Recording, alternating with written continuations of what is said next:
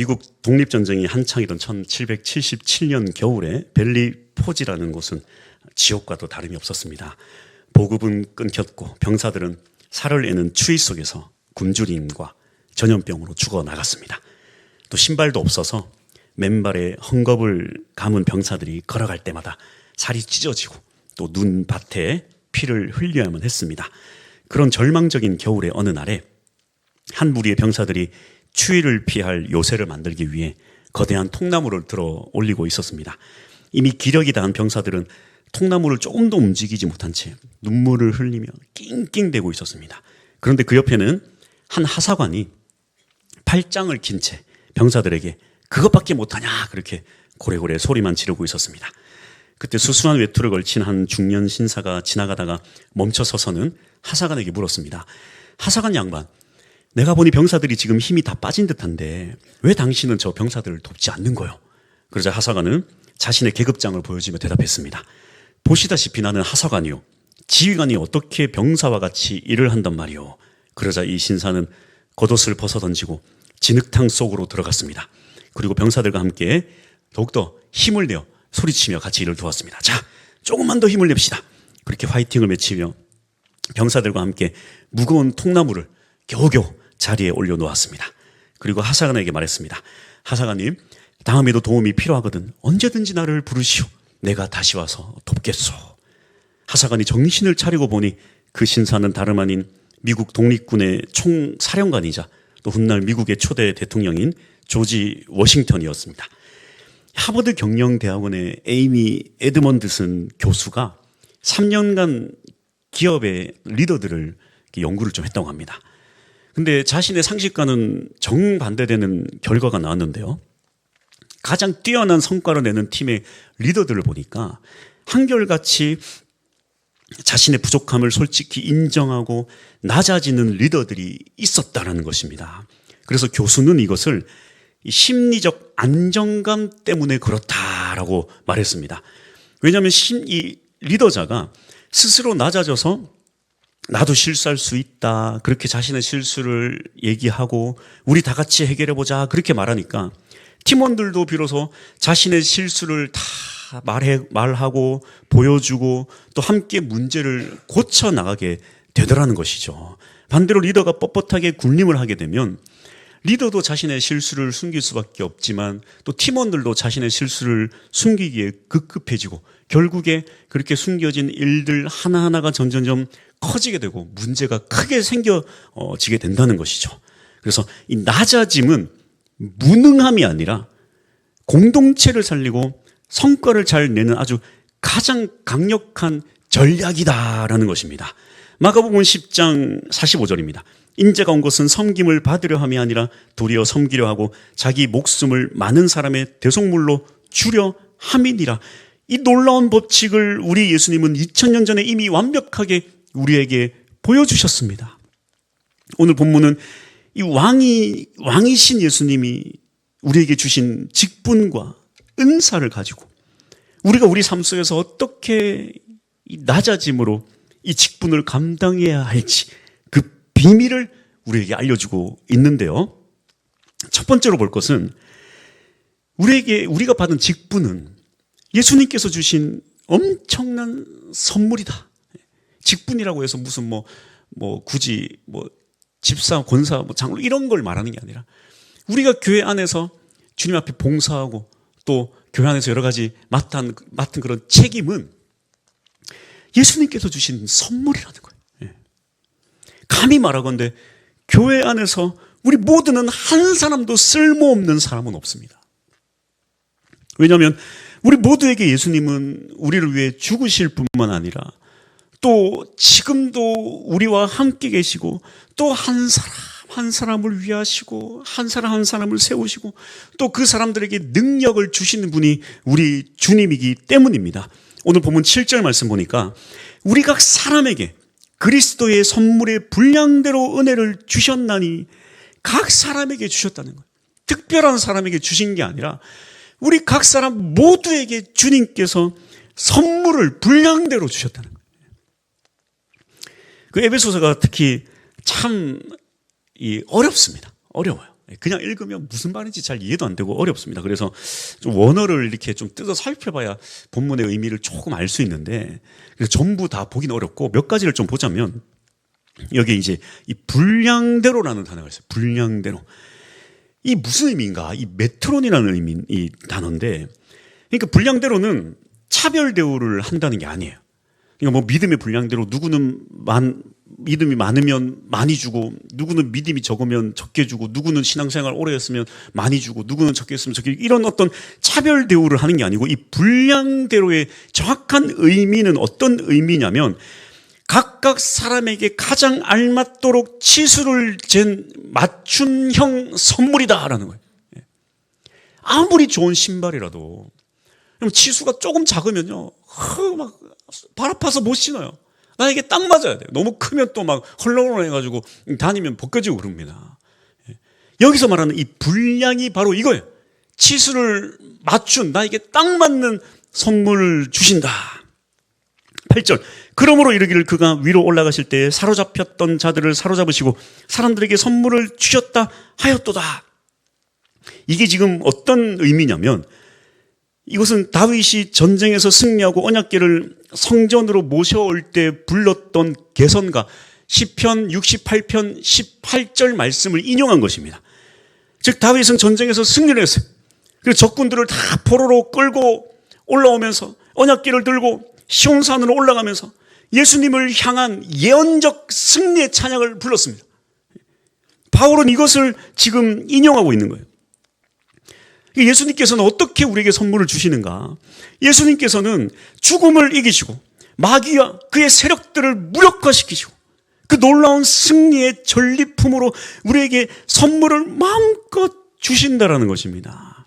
그런데 그 선물은 차별적인 선물이 아니라는 거예요. 분량대로 믿음이 좋은 사람 많이 주고 믿음이 적은 사람 적게 주고가 아니고, 정말 우리에게 딱 맞는 치수를 맞춘 아주 자로 잰 것과 같이 나에게 딱 맞는 선물을 주시는 분이다. 그런데 그 선물이 도대체 어떤 선물인가? 7절 보니까 분량대로 은혜를 주셨나니, 은혜를 주셨다. 은혜가 무엇인가? 바울은 많은 부분에서 이 일꾼으로서 일할 수 있는 능력을 은혜로 표현할 때가 참 많아요. 에베소서 3장 7절도 마찬가지입니다. 이 복음을 위하여 그의 능력이 역사하시는 대로 내게 주신 하나님의 은혜의 선물을 따라 내가 일꾼이 되었노라. 은혜의 선물, 그러니까 하나님이 내게 능력 주셔서 내가 일꾼 됐다. 그런 의미예요. 그런 의미. 여기서 말하는 은혜의 선물은 이런 의미입니다. 나에게 딱 맞는 은혜의 선물을 주셨다. 그 선물이 뭘까? 그 선물이 뭘까? 그 선물은 여러분이 교회에서 힘써 봉사 헌신할 수 있는 직분에 맞는 능력을 주셨다. 일할 수 있는 힘을 주셨다. 이런 뜻입니다. 즉 우리가 받은 직분이 시원찮은 직분이 아니라는 거예요. 11절, 4장 11절. 그가 어떤 사람은 사도로, 어떤 사람은 선지자로, 어떤 사람은 복음 전하는 자로, 어떤 사람은 목사와 교사로 삼으셨으니. 이거 왜 나는 해당 사항이 없죠? 식당 봉사는 왜 여기 없죠? 어디 쓰레기 치우는 봉사는 왜 없죠? 그런 의미가 아니죠. 다 해당돼요. 다 해당돼요. 네, 다 해당돼요. 모든 성도는 교회를 세우는 직분을 받았다. 네, 그겁니다. 교회 안에서 이런 일을 하든 저런 일을 하든 어쨌든 핵심은 이거예요. 여기서 아주 중요한 단어가 나오는데, 여러분 이 11절 제일 처음 보십시오. 아주 중요한 단어. 교회를 위해 헌신하고 교회를 위해 힘써 나아가는 그 직분을 누가 주셨는가? 그가 주셨다는. 그가 우리를 세웠다는 것입니다. 바로 예수 그리스도께서 우리를 세우신 거예요. 우리의 직분은, 교회 직분은 주님께서 주신 것입니다. 사람이 준 게 아니에요. 예수 그리스도께서 나에게 딱 맞는 능력을 주시면서 나에게 주를 위해 함께 주님과 동역할 수 있는, 일할 수 있는, 그렇게 일할 수 있는 능력을 주면서 직접 나를 세웠다. 그 얘기입니다. 그렇게 예수님께서 직접 세우신 이유는 무엇인가? 12절, 이는 성도를 온전하게 하여 봉사의 일을 하게 하며 그리스도의 몸을 세우려 하심이라. 바로 그리스도의 몸인 교회 공동체 지체 한 명 한 명을 온전하게 하고 또 서로를 위해 봉사하게 하고 그렇게 그리스도의 몸을 세우는 것이 바로 예수님께서 직접 세우신 이 직분의 이유라는 것입니다. 예. 내가 교회에서 필요한 존재인가? 여러분, 우리는 필요한 존재, 필요 없는 존재 그런 거 없어요. 교회에서는요, 모두가 다 주님 안에 소중해요. 소중해요. 예. 소중하지 않은 지체가 한 명도 없습니다. 내가 오늘 새끼손가락 안 쓴다고 오늘 잘라버리고 그럴 수 없단 말이에요. 너무 소중하단 말이에요. 예. 그 엄지손가락 여기가 살짝 이렇게 상처가 났는데 아이고 이거 살짝 상처 난 게 이게 일할 때마다 어떻게 이렇게 걸리적거리지 모르겠어. 아주 아파가지고. 사람의 필요에 따라 교회는 필요에 따라 이용하고 버리고 그런 것이 아니라는 거예요. 교회는 어떠한 일을 행하는데 이 일에 이 사람이 필요한가? 필요 없으면 치우고 필요하면 뭐 소중히 여기고 그런 공동체가 아니에요. 그저 주 예수 그리스도께서 십자가 지시고 죽으셨기 때문에 한 사람 한 사람이 너무 귀하다는 거예요. 그 한 사람 한 사람을 세워나가는 게 직분이라는 것입니다. 직분이 무슨 뭐 교회까지 거대한 일을 하는 게 직분이 아니라 한 사람 한 사람을 세워나가는 게 직분이고 그것 때문에 내게 능력 주시고 그것 때문에 예수께서 직접 우리를 세우셨다. 그 얘기를 하고 있는 거예요. 그 얘기를. 할렐루야. 이것이 바로 교회의 직분자입니다. 여기서 말하는 직분자라고 난 집사인데요. 그런 얘기가 아니에요. 우리 소은이도 직분자요. 네. 지하도 직분자. 교회 공동체를 위해 너네가 할 수 있는 게 주님께서 능력 주신단 말이야. 그래서 우리가 받은 직분은 예수님을 닮아가는 직분이다. 그렇게 정리할 수 있겠습니다. 두 번째 우리의 직분은 예수님을 닮아가야 됩니다. 예수님께서 우리를 교회를 위해 헌신하도록 또 직접 임명하시고 또 능력도 주시는데 우리는 이제 그러면은 예수님을 닮는 그런 마음, 도대체 예수님의 일을 할 때는 어떠한 마음가짐을 가지고 일을 해야 되는가? 이 마음가짐이 참 중요하잖아요. 저도 처음 군대 입대했을 때 그 훈련소에서 교관이 충성이라는 경례를 가르치면서 그 이유를 알려준 게 참 기억에 남아요. 너희는 이제부터 개다. 개는 주인에게 충성한다. 너희는 나라에 충성하는 개다. 알겠냐? 경례, 충성. 이 주인에게 충성하는 개의 마음가짐이 군인이다. 10년 전에 목사 안수 받을 때 그때 설교했던 목사님이 누군지 기억 안 나도 이 말 하나는 기억나요. 여러분들은 이제 예수님을 위해 죽을 준비가 되셨습니까? 결혼을 처음 할 때 이런 얘기 많이 들었죠. 검은 머리 팥불이 될 때까지 서로 아끼고 사랑하겠습니까? 이게 이제 여기서 이해해야지.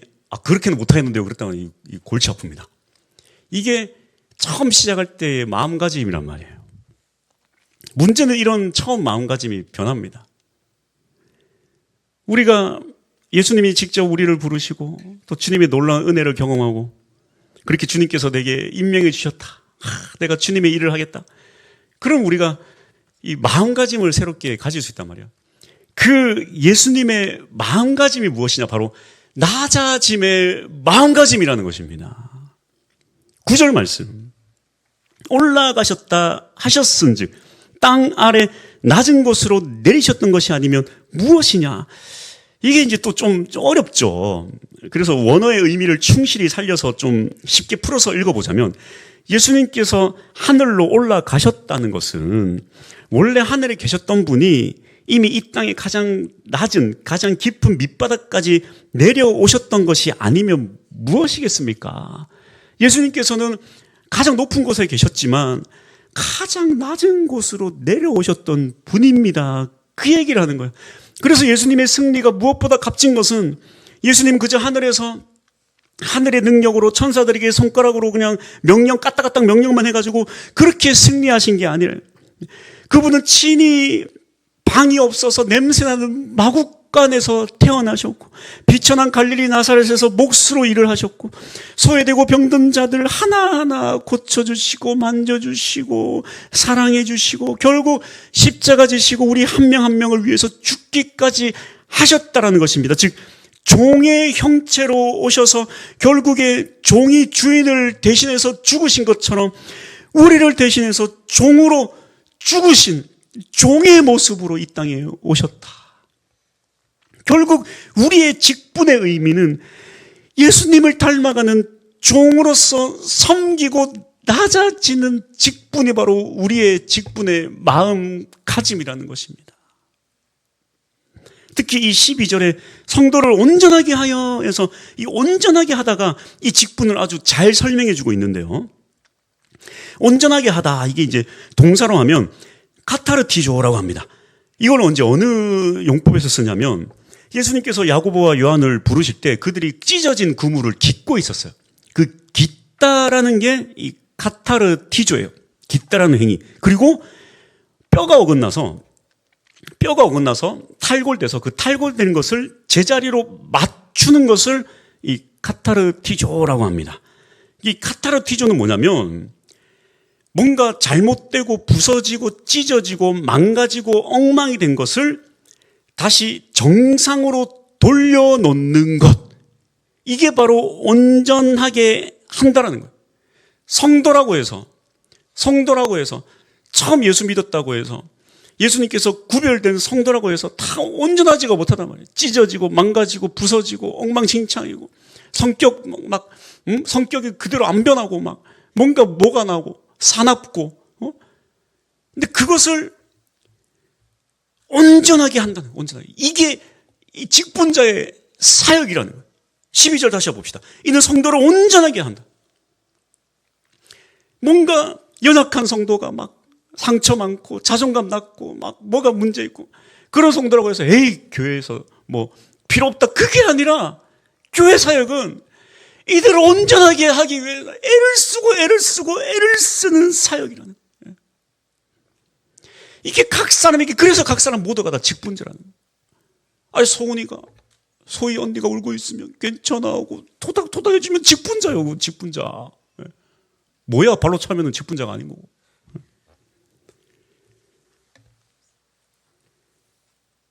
그런 상처받고 문제 있고 고통받는 성도를 어떻게든 온전하기 위해 애를 쓴다. 에이 쟤는 집어치워, 에이 쟤는 필요 없어. 그건 교회가 아니라는 거예요. 그건 직분자가 아니라는 거예요. 교회가 이렇게 가야 되는데 에이 이 사람 필요 없고 이 사람 필요 없고, 그거 아니라는 거예요. 그때마다 스톱하고 이 사람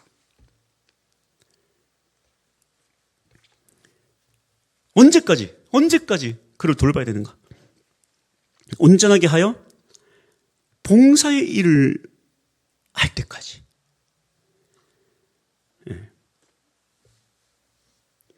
봉사라는 뜻이 뭐냐면 디아코니아, 먼지 통하다, 통과하다, 그런 합성어예요. 그러니까 이 봉사, 성경이 말하는 봉사는 뭐냐면요, 먼지를 일으키며 서둘러 달려가 돕다라는 의미가 있어요. 먼지를 일으키며 무슨 일이 있으면 동네 저 산더머 불구경 하듯이 뭐야 이게 아니고 교회 봉사가 바로 이게 봉사입니다. 남일 생각하듯이 하는 게 아니고, 즉 자신만 생각하고 연약하고 상처받고 문제 많고 고통스러운 그런 불완전한 성도를 옆에서 어떻게든 챙겨주고 도와주고 북돋아주고 그렇게 해가지고 그 성도가 결국에 힘을 얻고 예수의 능력을 얻어서 나중에는 막 결국에는 먼지를 일으키면서 제가 하겠습니다, 먼지를 이렇게 다 달려가는 그 정도까지 세우는 게 바로, 이게 바로 직분자의 사역이에요. 이게 우리의 사역입니다. 쟤는 뭐 성격이 엉망이라 아웃, 쟤는 뭐 뭐가 엉망이라 아웃. 그건 아니에요. 그건 교회 사역이 아니에요. 어떻게든 왜 주님이 십자가를 잘생긴 사람, 키 큰 사람, 그런 사람을 위해서만 십자가 위에 죽으신 게 아니고 우리 모두를 위해 죽으셨기 때문에. 이게 바로 십자가 사역이에요. 십자가 사역이 우리가 온 세상을 향해 달려나가는 그런 위대한 사역이 아니라, 그것만을 외계하는 게 아니라 정말 내 옆에 있는 한 영혼 붙잡고 옆에서 끌어주고. 그래서 우리 교회가 온통 계단이야. 예? 우리 젊은 친구들이야 한 발로도 뛰어다니지만, 제가 가만 생각해 보니까 이렇게 좀 다리가 아프신 분들은 어떻게 올라오나. 우리 교회는 직분자들이 필요해. 그래서 옆에서 끌어주는 사람이 필요해. 교회 예배도 못 드려요. 그럼 이게 좀 땅 파가지고 지금 밑에 바위가 큰 게 있어가지고 땅도 못 파요. 땅 파가지고 엘리베이터 하나 못 만듭니다. 이게 우리의 사역. 이게 우리의 사역. 뭔가 부족한 자를 어떻게든 끌어주고, 어떻게든. 예수님의 사역도 그렇지 않습니까? 하늘에서 멀뚱멀뚱 쳐다만 보신 게 아니라 먼지나게 이 땅으로 달려오셔서 우리를 위해 십자가 지시고 죽으신 거예요. 먼지가 좀 납시다. 그래서 멀뚱멀뚱 쳐다보니 먼지가 났으면 좋겠어요. 우리의 사역이 이와 같아야 됩니다. 서로를 온전하게 해서 모두가 다 먼지나게 막 달려갈 수 있는. 할렐루야. 주무시다가 할렐루야. 네, 결론입니다. 결국 이렇게 예수님을 닮아 낮아짐의 사역을 감당하고 다른 형제 자매 온전함을 위해 어떻게든 옆에서 힘쓰고 헌신하고, 그렇게 사역을 잘 감당할 때에, 그렇게 서로를 섬길 때에, 그렇게 교회 공동체는, 섬기는 공동체는 어떤 기적이 일어나는가. 13절 우리 한번 다 같이 한번 읽어볼까요? 자, 시작. 우리가 다 하나님의 아들을 믿는 것과 아는 일에 하나가 되어 온전한 사람을 이루어 그리스도의 장성한 분량이 충만한 데까지 이르리니. 예수님께서 그렇게 낮아지심으로 우리를 섬겼듯이 우리도 낮아짐으로 섬길 때에 우리가, 이 복수 우리가 단수인 온전한 사람을 이룬다. 우리가 한 사람, 세 사람을 이룬다. 바로 예수 그리스도를 머리로 한 이 몸인 온전한 교회 공동체를 이룰 수 있다. 이것이 바로 교회의 성장입니다. 교회의 성장은 규모가 커지는 게 아니에요.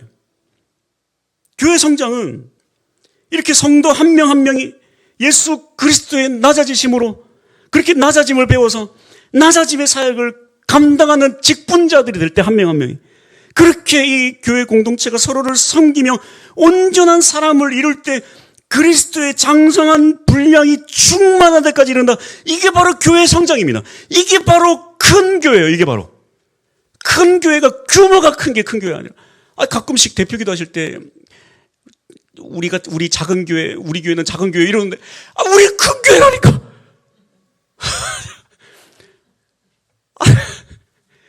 성장하는 교회, 큰 교회는 이렇게 예수 그리스도의 낮아짐을 실천하는 교회가 큰 교회다.